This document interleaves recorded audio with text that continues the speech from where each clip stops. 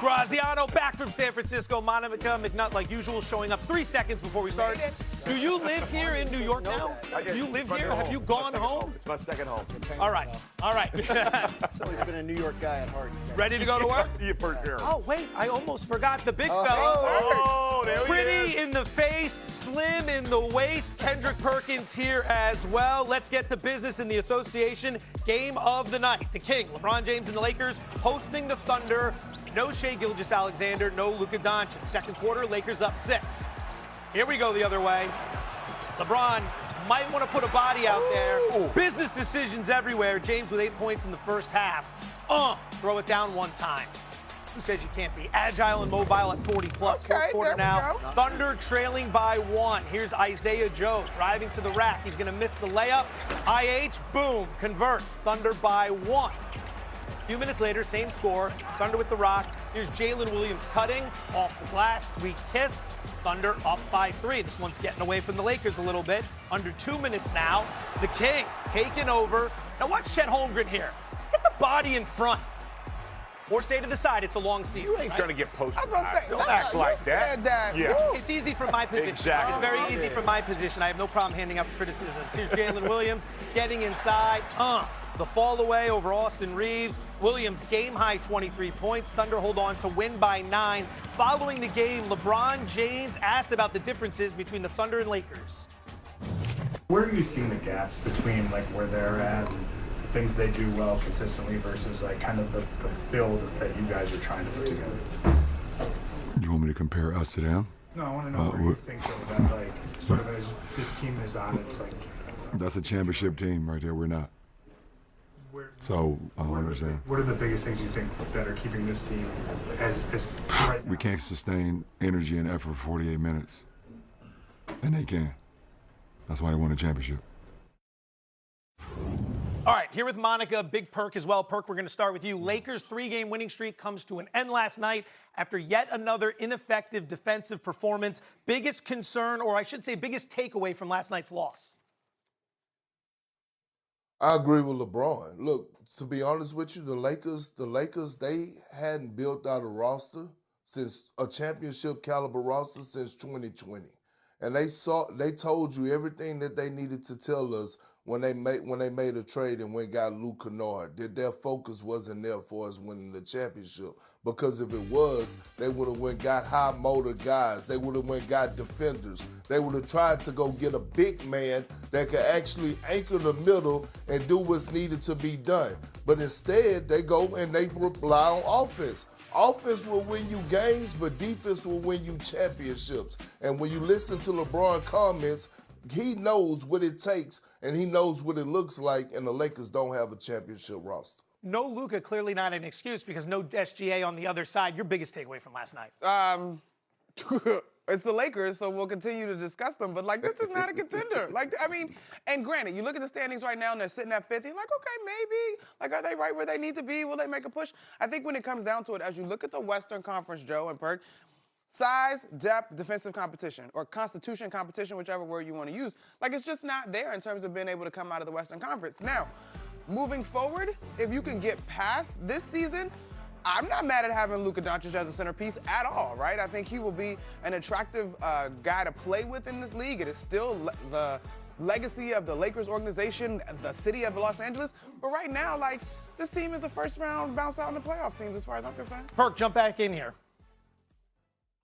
This is the big question that you got to ask yourself. Can you build the championship roster around Luka Doncic and Austin Reeves? That's fair. That's the question.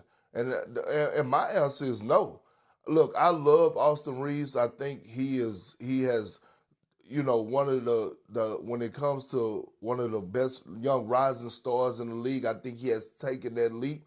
But you can't have two guys on the floor at the same time that's going to be eating up majority of your salary getting picked on defensively. That's just not going to cut it. I 100% agree with Perk, but I think, to me, the thing that makes this fascinating is we basically saw the formula in Dallas around Luka. Like, it has been laid out for the Lakers organization in terms of what works well. So I'll be curious to see how they play it. 21 of the last 25 NBA champions, finished the regular season ranked in the top 12 in defensive efficiency. Defense matters. Lakers won that November meeting between the two by 29 points, and LA is where we find NBA reporter Tim McMahon.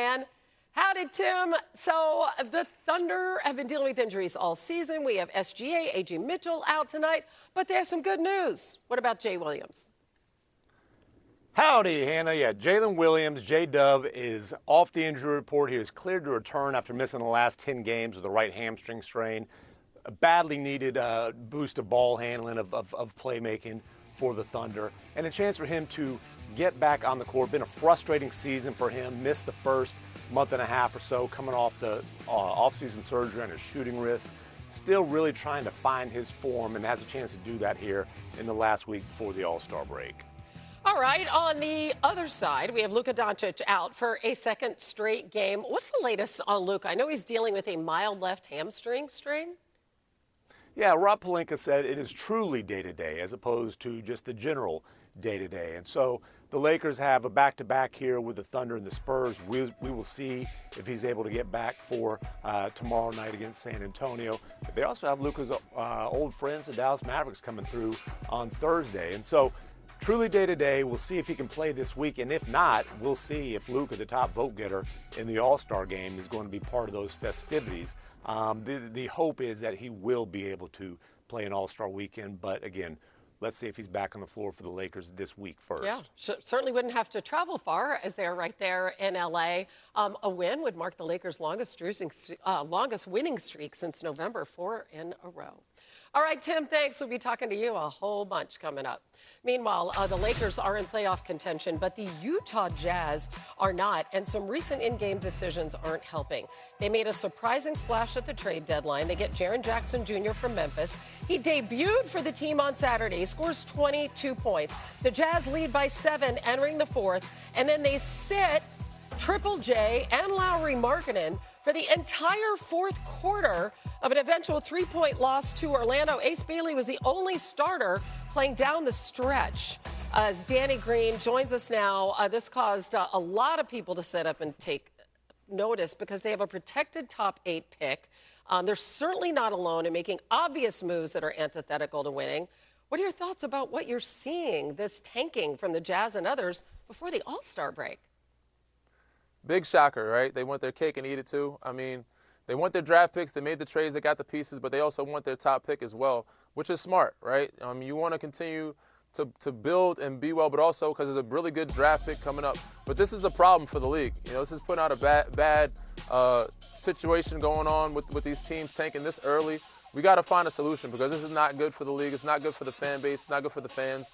You know, because this product is not one that people want to come and see night in, night out. So we got to find a way to fix this. I mean, I've had some random ideas or rumblings. I've talked to some people. My co-host on Inside the Green Room, Harrison Sanford, came with a good idea. It's like, we should just leave the record at what it is at All-Star break. Whatever your record is there is how it should be in the lottery, and that's how you'll get picked to whatever team. Because at this point now, you don't want to tank too early before, you know, the All-Star break. So at that point, I think it's a good stopping point for the record of predicting where your lottery chances should be. So freezing the standings right at the All-Star break. Okay, I mean, listen, here's the issue, though. The owners see this as essential for a franchise rebuild with that stellar draft class that you mentioned coming up. And given what we're seeing, Giannis is getting healthier. Should the Bucks play him when he's healthy? I mean, fans they come to see these guys. They want to play, right? We want to see these guys. We want to see these guys compete. That's why I say stop the record at the halfway mark or at the All-Star break, because then teams can continue to compete, try to get into the play-in, try to get better, try to get guys, you know, and fans feeling seat and make it exciting for the rest of the season. Because once you get that halfway point or All-Star break, if you're not in the runnings, you're just kind of, oh, we give up, we should tank, we should try to get the best draft pick as possible. So yeah, Giannis should take his time coming back, but if he's healthy, why shouldn't he play? They pay him a lot of money to show up and play the game of basketball. So if he's healthy by the time of March, he should be playing basketball. And as you pointed out, these fans are spending a lot of their hard-earned money to come to these games. But then again, the Bucks' best chance at a good pick is to continue to lose. Yeah, something we will continue to address, no doubt. Danny Green, we appreciate you. Thanks. Thank you.